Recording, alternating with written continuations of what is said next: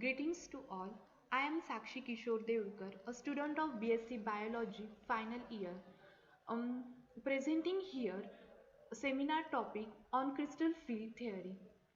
The content of my topic is the introductions of crystal field theory, assumptions of crystal field theory, shapes of d orbital or the geometrical orientations of d orbital, and the crystal field splittings of d orbital in octahedral complexes. Now, the introductions of crystal field theory. Crystal field theory is commonly known as CFT. It was first applied on the ionic crystals, therefore it is called as the crystal field theory. This diagram shows the electrostatic attraction between the lone pairs of electrons which results in the coordination. In the crystal field theory, the electrostatic attraction takes place between the metal atom and the ligand, which gives a purely electrostatic phenomenon. This theory considered the metal ion is being placed in the electrostatic field created by the surrounding molecules and the ion. Crystal field theory is the electrostatic attraction between the metal atom and the ligand, or it is the attraction between the positive charge of the metal cation and negative charge of the non-bonding electrons. This theory assumes that bonding between the metal ion and ligand in a complex is purely electrostatic.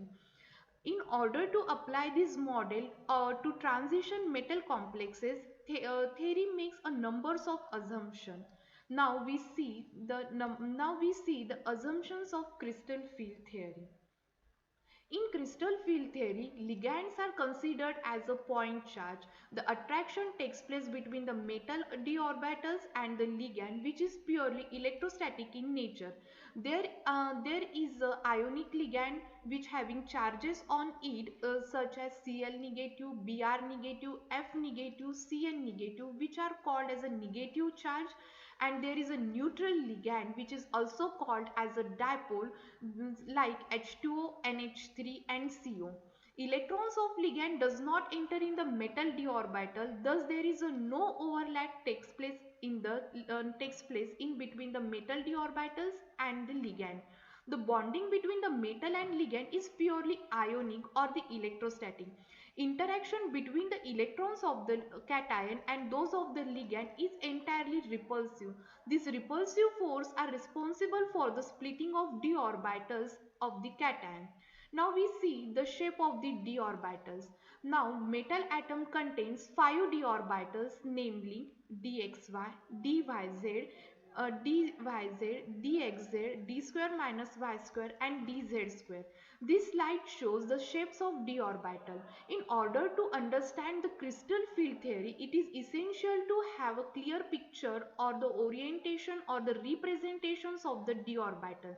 This slide shows the 5d orbital.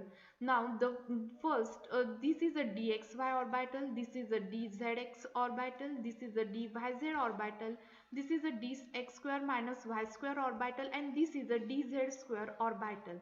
Now this is all about the shapes of the d orbital. Now we comes towards the crystal field splitting of d orbital in octahedral complexes.